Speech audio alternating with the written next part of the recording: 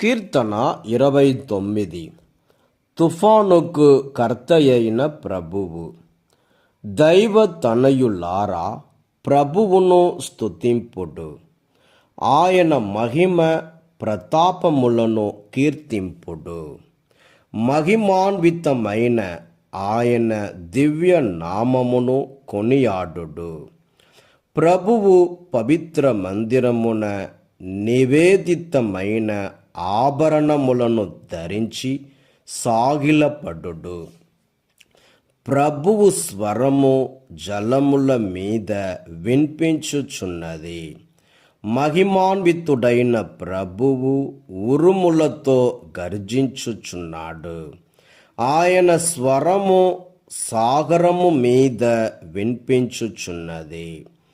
ప్రభువు స్వరము మహాబలమైనది, మహాప్రభావము కలది.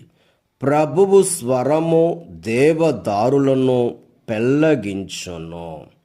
లెబానోను కొండల మీది దేవదారులను ముక్క చెక్కలు చేయును.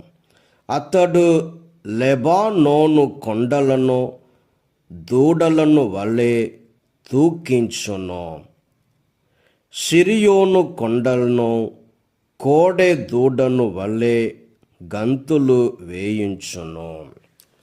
ప్రభువు స్వరము మిలమిల మొరము నిప్పులను వెదజల్లును.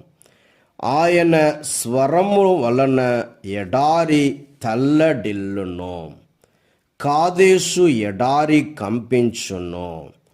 ప్రభువు స్వరము సింధూరములను అల్లలల్లాడించును.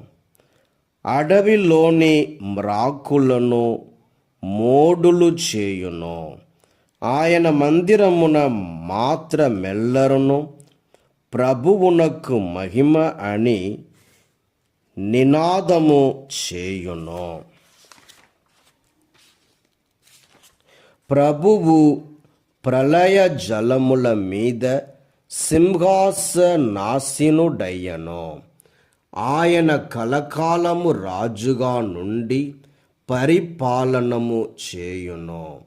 ఆయన తన ప్రజలకు జలమును దయచేయును. శాంతి సమాధానములతో వారిని దీవించును.